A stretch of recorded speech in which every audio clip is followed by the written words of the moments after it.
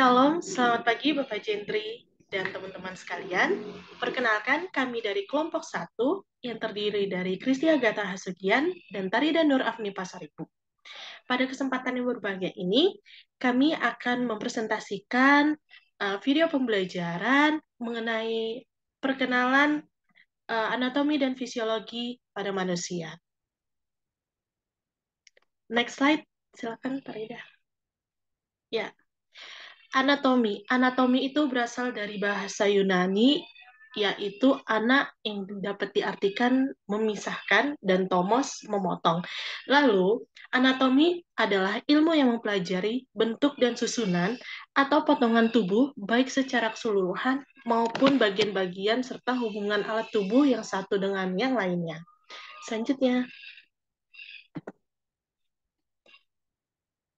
Nah, fisiologi juga berasal dari bahasa Latin, yaitu physis, yang artinya alam atau cara kerja, dan logos yang artinya ilmu pengetahuan. Jadi, fisiologi adalah ilmu yang mempelajari faal atau pekerjaan atau fungsi dari tiap-tiap jaringan tubuh atau bagian dari alat-alat tubuh dan fungsinya. Selanjutnya. Nah, jika digabungkan, anatomi dan fisiologi itu memiliki arti adalah dua hal yang berkaitan erat satu dengan yang lainnya, baik secara teoritis maupun secara praktikalnya, sehingga muncul suatu konsep yaitu semua fungsi yang spesifik dibentuk dari struktur yang spesifik juga.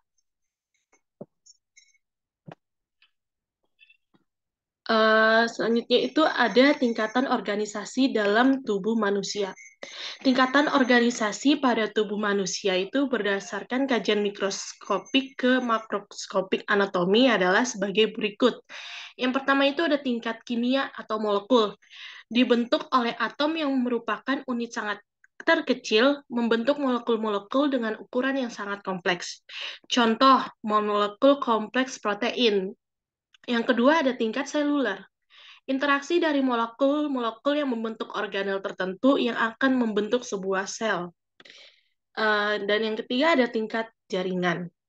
Kumpulan dari sel-sel tersebut akan membentuk suatu jaringan, seperti contoh jaringan otot, jaringan darah, jaringan ikat, dan lain-lainnya. Yang keempat ada tingkat organ. Merupakan kumpulan dari beberapa jaringan yang menyusun suatu organ, seperti contoh jantung, paru-paru, dan sebagainya. Yang kelima, ada tingkat sistem organ, merupakan interaksi dari satu organ dengan organ yang lainnya sehingga menyusun suatu sistem organ, seperti contoh sistem pencernaan, sistem peredaran darah, sistem saraf, dan sebagainya. Dan yang keenam, ada tingkat organisme, merupakan kesatuan seluruh sistem organ pada manusia yang akan mempertahankan kehidupan dan kesehatannya. Selanjutnya.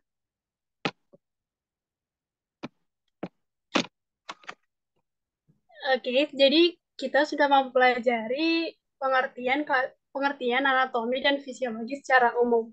Nah, saya akan menjelaskan klasifikasi anatomi dan fisiologi. Berdasarkan aspek yang dipelajari, anatomi itu terbagi atas dua. Yang pertama, anatomi mikroskopik, dan yang kedua, anatomi makroskopik. Anatomi mikroskopik sendiri ini merupakan anatomi yang mempelajari suatu struktur yang tidak bisa dilihat dengan mata telanjang. Bentuk pemeriksaannya itu sitologi dan histologi. Sitologi sendiri mempelajari suatu sel secara individual, sedangkan histologi mempelajari suatu jaringan.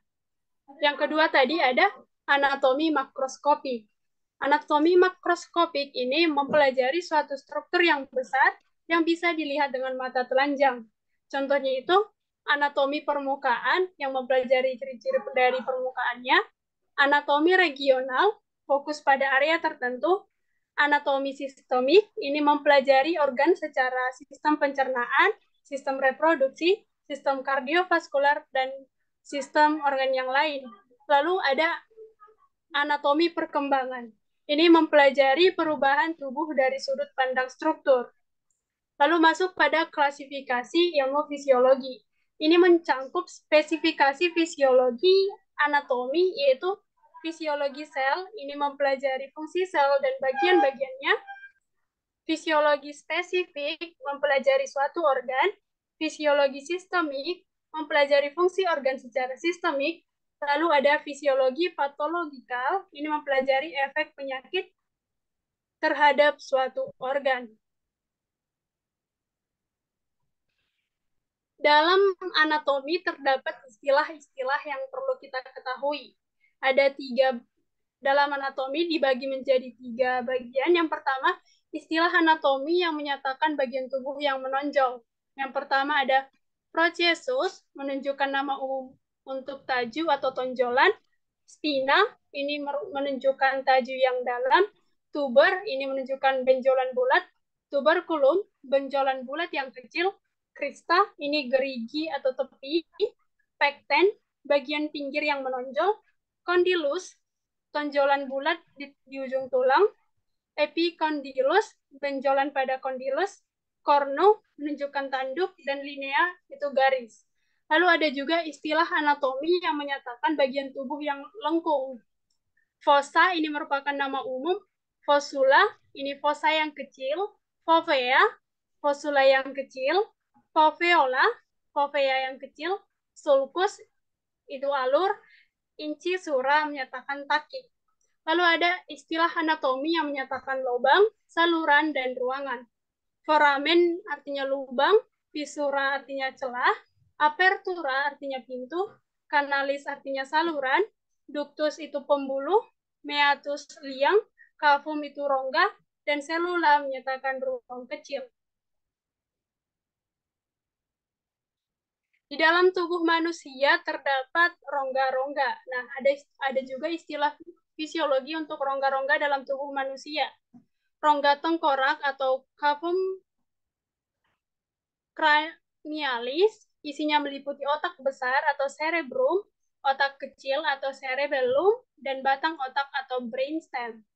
Lalu yang kedua ada rongga mata atau cavum orbital, isinya bola mata atau orbita. Lalu ada rongga hidung atau cavum nasi, isinya tempat lewat udara pernafasan. Lalu ada rongga mulut atau cavum oris, yang isinya lidah dan gigi. Lalu ada rongga telinga tengah atau cavum timpani, yang isinya beberapa tulang pendengaran seperti malleus, incus, dan stapes. Lalu ada rongga-rongga yang terdapat dalam badan manusia. Yang pertama ada rongga dada atau cavus thoracis, isinya meliputi paru-paru atau pulmo, jantung atau kardio, pembuluh darah aorta, pembuluh darah vena cava, arteri dan vena pulmonalis, trakea, bronchus, dan esophagus.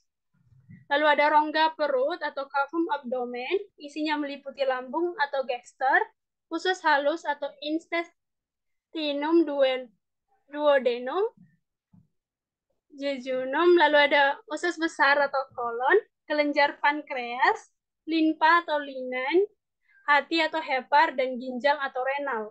Lalu ada rongga panggul atau cavum pelvis, yang isinya meliputi kandung kemih atau vesika urinaria, rektum. Pada laki-laki terdapat kelenjar prostat, pada perempuan terdapat rahim dan uterus, dan indung telur atau ovarium. Nah, kita masuk pada sistem organ dalam manusia. Dalam anatomi fisiologi tubuh manusia, bentuk tubuh manusia terbagi dalam sistem organ yang meliputi 12 sistem.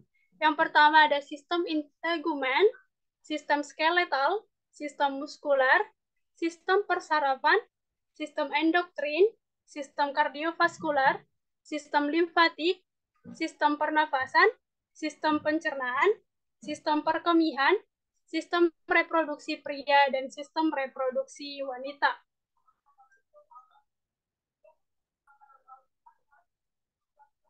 Anatomi fisiologi manusia tentu saja mempelajari manusia sebagai makhluk hidup. Nah, dalam hal ini ciri-ciri manusia sebagai makhluk hidup menurut anatomi dan fisiologi yaitu kemampuan iritabilitas dan keresponsifan, yaitu kemampuan untuk merespon rangsang yang berasal dari dalam atau dari luar lingkungan.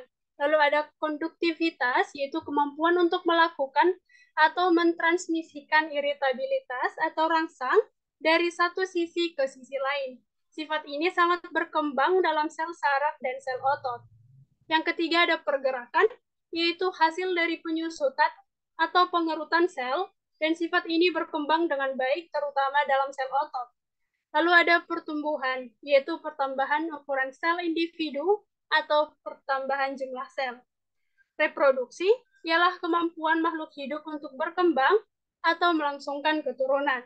Lalu yang terakhir, metabolisme ialah jumlah total seluruh reaksi kimia yang terjadi pada makhluk hidup. Proses kimia yang dimaksud ialah katabolisme atau pemecahan molekul kompleks menjadi yang lebih sederhana, dan anabolisme yaitu pembentukan makromolekul kompleks dari zat yang lebih sederhana.